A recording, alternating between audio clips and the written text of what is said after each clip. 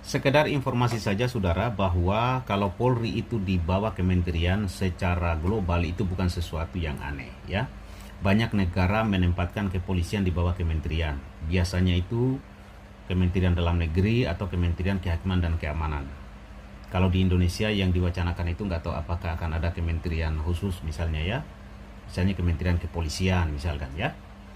Tetapi hanya sekedar informasi saja, ada beberapa contoh polisinya berada di bawah kementerian. Misalnya Eropa ya, Prancis, Jerman, Belanda, Italia, Spanyol, Austria itu di bawah Kementerian Dalam Negeri ya. Kemudian di Asia, Jepang, Korea Selatan, India, Singapura, Malaysia itu juga berada di kementerian, ada di Kementerian Dalam Negeri ya.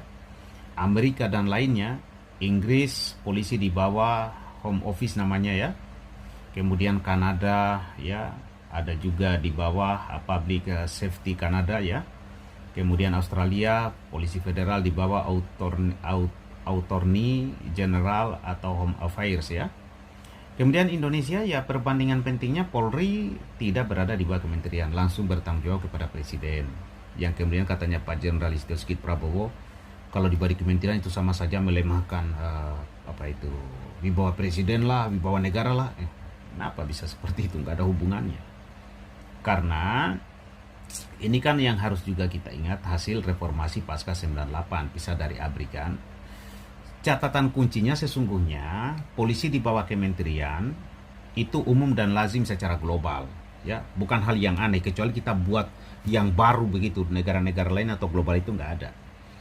Dan sesungguhnya kuncinya itu ya bukan juga di bawah siapa, oke, nggak usah perlu ada di bawah kementerian, tapi mekanisme pengawasan, independensi penegakan hukum, kontrol sipil dan parlemen.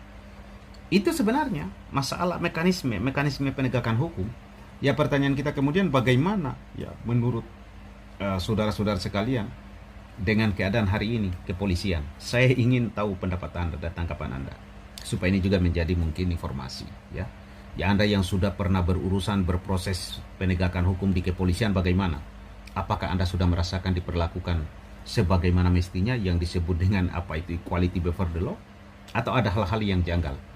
Artinya mungkin kalau masih banyak penegakan hukum dalam hal Polri yang belum terlalu tepat dan bagaimana pengawasan itu tidak bisa kita bagaimanakan, ya mungkin perlulah untuk dilakukan penataan kembali, misalnya di bawah kementerian. Sehingga ada yang kontrol kira-kira, ada tempat juga untuk kita mengadu. Itu pendapat saya, bagaimana tanggapan Anda?